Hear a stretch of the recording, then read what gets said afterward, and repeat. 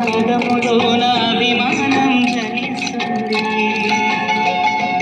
Mummy డాడీలోన ఆ మాధుర్యం ఎక్కడుంది?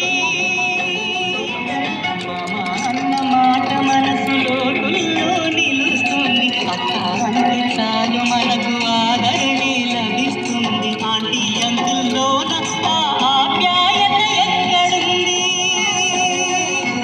పరభాషా జ్ఞానాన్ని సంపాదించు, పరభాషా జ్ఞానాన్ని సంపాదించు, కాని నీ భాషలోని నువ్వు సంభాషించు.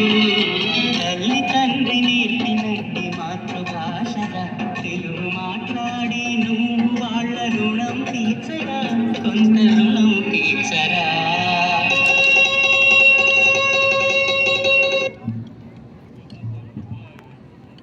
అమ్మాయి